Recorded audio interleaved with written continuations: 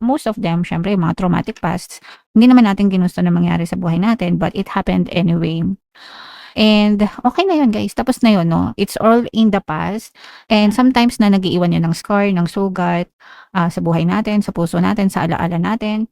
Pero you have to remind yourself also na it's over, tapos na yun.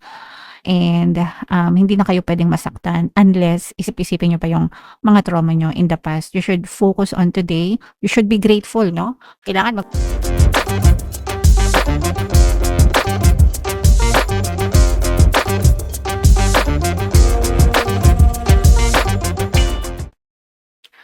Hello guys, hello Taurus, welcome back to Pinoy Pixie Tarot. Ang pamagat ng episode natin for tonight is OOTM, Oracle of the Month, para ngayong April guys, para sa Taurus, Sun, Moon, Rising Sign, and Venus. Meron tayong tatlong set ng decks dito guys. Ito yung para sa spiritual message nyo, ito yung sa life messages, and ito naman yung sa love life.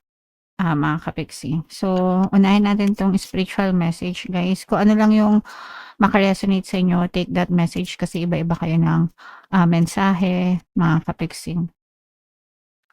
So, yung first message natin para sa spiritual message guys, whenever you talk to us, so these are your spirit guides, mga kapiksi talking to you. Divine spirits, okay? Whenever you talk to us, it never goes unheard. We hear every single word. This is your confirmation that we are assisting you, guiding you, and ensuring your wishes finally come to fruition. Be patient, everything will come together for you. So, so this is like your spirit guides or the divine universe talking to you, no? And yun nga yung palagi kong sinasabi sa inyo, you are always heard. Tuwing nagdadasal kayo, mga kapiksi, palagi kayong naririnig, guys. Kaya importanteng magdasal, mga kapiksi, okay? And yung dasal kasi guys, 911 natin yan sa taas.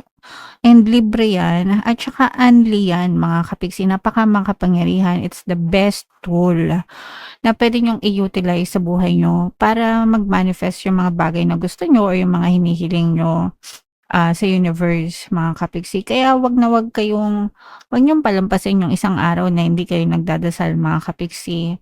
Kahit wala kayong hihilingin, at least magpasalamat kayo, no, sa lahat ng mga blessings na meron kayo, guys. And ano yan parang nagkakaroon kayo ng matibay na bonding with your spirit guides if you're always praying, mga kapiksi, okay? Kaya importante talaga yung pagdadasal, guys. Kung nagagawa nyong mag-scroll araw-araw, inaabot kayo ng ilang oras sa pag-scroll ng cellphone nyo, ano ba naman yung ilang minuto na ilaan mo para sa pagdadasal, mga kapiksi? You don't even have to go out para magdasal. Hindi mo kailangan mamasahe, hindi mo kailangan mag-subscribe, 'di ba?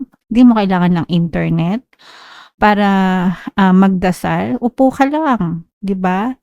Upo ka lang, pikit mo lang yung mga mata mo, and magdasal ka, no? Say your gratitude, say your prayers, guys. And lahat yan, naririnig. You just have to wait patiently, mga kapiksi, sa mga manifestation ng mga dasal nyo. Okay? Alright. So, nagdasal ka na ba ngayon? Nagdasal ka na ba ngayon, kapiksi? Kung hindi ka pa nagdadasal, magdasal ka na. And ito naman yung sa life messages nyo, guys. So, shuffle muna natin habang sinashuffle ko to. Panoorin nyo muna yung video natin regarding sa ating paano mag-manifest ng abundance video course. Kapiksi, sawa ka na ba sa mga struggles at hirap sa buhay mo? Masipag ka ba at masikap sa buhay ngunit hindi ka pa rin umaasenso? Ilang beses ka na bang nag-attempt magnegosyo at mag-invest pero palagi ka pa rin nalulugi? Sa pagkakataon na ito ay maaaring may subconscious beliefs ka na nagiging balakid sa iyong pag-unlad at pagyaman. Introducing, paano mag-manifest ng abundance video course. Dito ay matututunan mong ma-overcome ang mga balakid mo para tuluyan ka ng umunlad, umasenso, sumagana, maging matagumpay, successful at maswerte sa iyong kabuhayan, pera, trabaho, negosyo, salapi at kaperahan ng bonggang-bongga. Dali, mag-send na ng email sa pinoypixietarot@gmail.com at simulan na ang iyong pagyaman ngayon. Alright, so sa lahat ng gusto mag-avail ng course guys, meron tayong paano mag-manifest ng abundance video course, paano mawala ang third party at magkaroon ng harmonious na relationship, paano pabalikin si ex or vice breakup. Sa mga interesado guys, mag-send lang kayo ng email sa pinoytexitaro@gmail.com.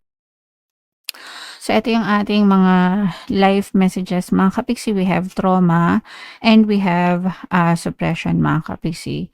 Your scars are proof of resilience and survival. So, syempre guys, may mga past tayo no, na pinagdaanan sa buhay natin. There are pains, there are wounds, yung mga shocking na kaganapan sa buhay natin in the past na hindi natin masyadong kagustuhan, especially kung mga bata pa tayo, wala pa tayo sa tamang edad. And yeah, so lahat yon mga kapiksi, most of them, syempre, mga traumatic pasts, hindi naman natin ginusto na mangyari sa buhay natin, but it happened anyway. And okay na yun guys, tapos na yun, no? It's all in the past. And sometimes na nag-iiwan yan ng scar, ng sugat, sa buhay natin, sa puso natin, sa alaala natin. Pero you have to remind yourself also na it's over. Tapos na yun. And hindi na kayo pwedeng masaktan unless isip-isipin nyo pa yung mga trauma nyo in the past. You should focus on today. You should be grateful, no? Kailangan magpasalamat kayo na, tapos na, nalampasan ko na. Nandito na ako ngayon. And hindi na ako babalik sa nakaraan, 'di ba? So dapat ganun yung mindset natin, mga kapiksi, and you have to forgive yourself and forgive those people na nakasakit sa inyo, because that's the only way that you can move forward. You can totally heal, no? Para talagang maghilom yung mga sugat nyo sa puso nyo, guys, kasi you cannot really move on without forgiveness, guys. And yung sinasabi ko nga sa inyo na forgiveness is not something that you do for them. You do it for yourself. Ginagawa nyo yung pagpapatawad para sa sarili nyo, hindi para sa kanila. Okay? So, yeah. And ito naman guys, yung suppression, no? Pag sinabing suppression, yung pinipigil, yung mga panggigigil nyo, lalo na yung mga expression nyo, guys, no? Yung nasa loob-loob niya ba, guys? Minsan kapag sinusuppress natin yung feelings, especially kung negative guys, sumasabog yan. So, you have to let it all out. Kung malungkot ka, iiyak mo. Kung galit ka, isigaw mo, isigaw mo ng walang sound, 'di ba? O kaya naman, kausapin mo ng maayos yung person kung meron kang issue with another person, 'di ba? Kausapin mo ng maayos, ilabas mo lahat ng saloobin mo, kesa naman sa kinikimkim mo siya sa puso mo, no? That's the only way that you can have your emotional freedom, ika nga, okay? Alright, so yeah, yan yung inyong mga life messages, guys. Comment down below if naka-resonate kayo dyan. So, ito naman yung sa love, mga kapiksi. Habang sinashuffle ko to sa mga naghahanap ng pampaswerte, guys, meron tayong money shaker jars, tsaka itong mga bracelet. So, ito yung ating WhatsApp number, guys. I-chat nyo lang ako dyan sa lahat ng gusto mag-order. And mag-order na kayo, guys, habang may krudo pa, may gasolina pa, kasi sa susunod baka maubusan na, wala nang shipping. Okay, so ito yung ating mga love messages sa inyo, guys. Meron tayong Ice King and True Gem. So, pwedeng he, she, yung relationship nyo, pwedeng he, mga kapiksi. Pero pag sinabing Ice King, guys, this is somebody na una, pwedeng meron kayong nakaka-experience kayo ng cold treatment, no? Between you and your person, o pwedeng malamig yung pakikitungo nyo sa inyo. It's either may emotional gap kayo dahil sa mga nangyayaring hindi kagandahan sa relationship nyo, o kaya naman pwedeng matigas yung person mo. Guys, meron kasing ibang tao na kahit na nakagawa na sila ng kasalanan, sila pa yung matigas, 'di ba? Sila pa yung ayaw umamin ng kasalanan nila, hindi man lang marunong magpakumbaba, hindi marunong mag-sorry kahit nasaktan ka na, 'di ba? And but it's not your problem. Problema na nila yon, mga kapiksi. Sila na yung magdadala doon, guys. So for some of you, pwedeng nakaka-experience kayo ng ganun. Yung iba naman sa inyo, guys, pwedeng nakaka-experience kayo na hindi very affectionate na pakikitungo ng person. So, yung person mo puwedeng hindi siya sweet, puwedeng hindi siya expressive, puwedeng hindi siya showy, hindi siya ma-I love you, hindi siya ma-text, hindi siya hirap na hirap kayo makipag-usap sa kanya, parang gano'n. Walang masyadong emotional intelligence, guys. And there are people like that, mga kapiksi 'no. Meron talagang mga gano'ng tao kasi hindi sila lumaki sa gano'ng klaseng environment, especially sa loob ng family. It doesn't mean na hindi nila kayo mahal. Puwedeng gano'n lang talaga yung nature nila kasi gano'n yung nakalakihan nila, okey? Whereas there are some people naman na super expressive, malambing, ma-I love you, 'di ba? So, swerte kayo if lumaki silang gano'n sa loob ng tahanan nila. But this one medyo matigas ito, mga kapiksi, alright?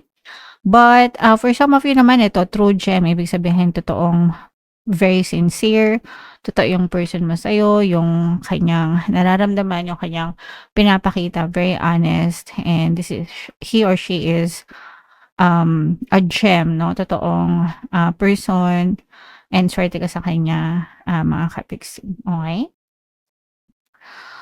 Alright. So, yeah, comment down below. Eto, i-main-main niyo na yan, true gem na yan, guys, 'no? And comment down below if naka-resonate kayo diyan and kung saang message ba kayo naka-resonate, guys. Dito ba sa spiritual, dito ba sa life, or dito ba sa love life, guys? Comment down below, mga kapiksi. And for more tarot readings, guys, ito yung playlist nyo. Ito naman yung ating success stories ng paano mag-manifest ng abundance video course.